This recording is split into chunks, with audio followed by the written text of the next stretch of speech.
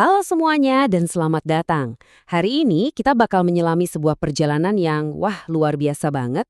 Sebuah perlombaan mikroskopis yang jadi awal dari setiap kehidupan manusia. Ini tuh kisah tentang peluang yang nyaris mustahil, ketahanan yang hebat, dan ya momen ajaib pas kehidupan dimulai. Jadi pernah nggak sih Anda benar-benar berhenti sejenak dan berpikir, gimana persisnya sebuah kehidupan baru itu dimulai?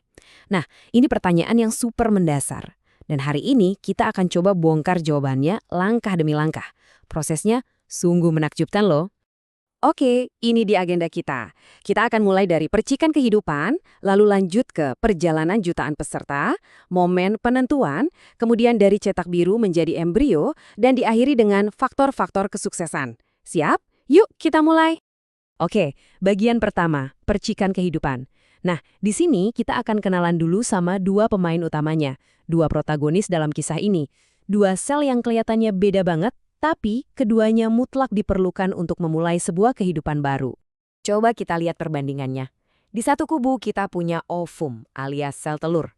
Cuma ada satu ya, satu.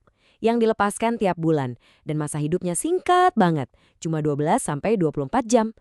Terus di kubu lain ada sperma, jumlahnya jutaan, dan mereka bisa bertahan hidup sampai 5 hari. Kelihatan kan kontrasnya? Ini nih yang bikin panggungnya jadi seru. Sebuah drama di mana waktu jadi penentu segalanya. Nah, kita masuk ke bagian kedua, perjalanan jutaan peserta. Ini dia, perlombaan epik melawan rintangan yang hampir mustahil baru aja dimulai. Bayangin, kita bakal masuk ke sebuah perlombaan yang skalanya itu gila, susah banget dibayangin. Ini bukan lari sprint biasa, ini tuh maraton bertahan hidup yang rintangannya ada di mana-mana. Lihat angka ini deh, 250 juta itu jumlah rata-rata sperma yang memulai perlombaan. Gila kan? Itu lebih banyak dari populasi hampir semua negara di dunia loh. Dan semua itu dengan semua energi dan potensi yang ada berlomba menuju satu tujuan yang sama. Tapi dari 250 juta itu cuma ada satu yang bakal berhasil. Satu. Ini nunjukin betapa selektif dan luar biasanya proses alami ini kan? Dan inilah lintasannya, perlombaan akbar. Garis startnya di vagina. Ini lingkungan yang penuh tantangan.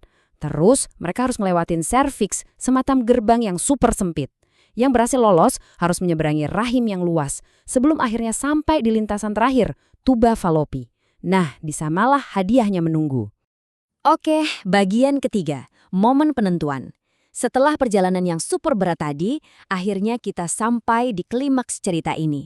Momen di mana semua perjuangan itu terbayar, tapi hanya untuk satu pemenang. Jadi, apa itu fertilisasi? Ini adalah momen ketika satu sperma yang paling gigih, paling kuat, berhasil menembus lapisan luar sel telur. Dan begitu itu terjadi, jeger. Sel telur langsung mengubah lapisannya, bikin semacam perisai yang menutup pintu rapat-rapat buat jutaan sperma lainnya. Udah, game over buat yang lain. Momen ini benar-benar penentu segalanya. Nah, disinilah keajaiban yang sebenarnya terjadi. Cetak biru genetik yang baru terbentuk. Bayangin, 23 kromosom dari sang ibu dan 23 kromosom dari sang ayah bertemu dan bergabung. Mereka menciptakan satu set unik berisi 46 kromosom, membentuk apa yang kita sebut zigot. Inilah sel pertama dari seorang individu baru. Benar-benar unik, nggak ada duanya. Masuk ke bagian 4. Dari cetak biru menjadi embrio. Eits, jangan kira ceritanya selesai di situ.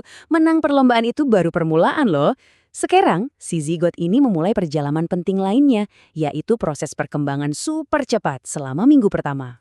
Coba deh lihat timeline 7 hari pertama ini. Cepet banget. Hari ke-0, fertilisasi terjadi. Besoknya, di hari pertama, sel yang tadinya cuma satu udah membelah jadi 2. Masuk hari ketiga, sel-sel itu udah jadi gumpalan yang disebut morula. Sambil terus membelah diri, dia juga jalan loh, menyusuri tuba falopi menuju tujuannya, yaitu rahim. Sekitar hari ke-5 sampai ke-7, kumpulan sel yang sekarang kita sebut blastokista ini harus melakukan satu hal terakhir yang super penting, nempel di dinding rahim. Proses inilah yang disebut implantasi. Dan inilah momen yang jadi penanda awal resmi dari sebuah kehamilan. Oke, sekarang kita masuk ke babak terakhir, faktor-faktor kesuksesan. Yuk kita coba zoom out sedikit dari perjalanan mikroskopis tadi dan lihat gambaran besarnya. Jadi, apa aja sih faktor-faktor yang menentukan keberhasilan seluruh proses yang luar biasa ini? Keberhasilan itu ternyata bergantung pada banyak komponen biologis. Pertama, kualitas sperma dan ovumnya harus jempolan. Lalu, timing alias waktunya harus pas banget sama masa ovulasi. Kesehatan organ reproduksi jelas penting. Dan tentu aja, keseimbangan hormon. Ini ibarat dirijen yang mengatur seluruh orkestra biologis di dalam tubuh. Nah, soal usia ini juga menarik. Ternyata perannya beda. Kalau untuk wanita, kesuburan itu puncaknya di usia 20-an sampai 35 tahun, dan setelah itu biasanya mulai menurun. Kalau untuk pria, cenderung lebih stabil, walaupun kualitas spermanya juga bisa ikut menurun seiring bertambahnya usia. Ternyata ini bukan cuma soal biologi aja loh. Pilihan gaya hidup kita sehari-hari juga punya dampak yang besar. Misalnya, pola makan yang sehat, cara kita ngelola stres, terus ngendarin rokok dan alkohol berlebih, semua itu bisa banget meningkatkan peluang keberhasilan perlombaan ini. Jadi kesimpulannya begini, keberhasilan itu adalah sebuah kombinasi. Kombinasi dari kualitas sperma, kualitas ovum, waktu yang pas, kesehatan, dan juga hormon. Semakin baik semua faktor ini, ya semakin besar juga peluangnya. Ini bukan cuma soal satu hal, tapi soal banyak potongan puzzle yang harus pas semuanya. Jadi sebagai penutup, coba deh kita renungkan ini. Setelah melihat perjalanan dari 250 juta peserta, sampai akhirnya cuma ada satu pemenang yang harus ngelewatin rintangan demi rintangan yang luar biasa, bukankah ini bikin kita sadar bahwa setiap kehidupan, setiap dari kita adalah sebuah keajaiban statistik. Benar-benar luar biasa. Terima kasih sudah menyimak.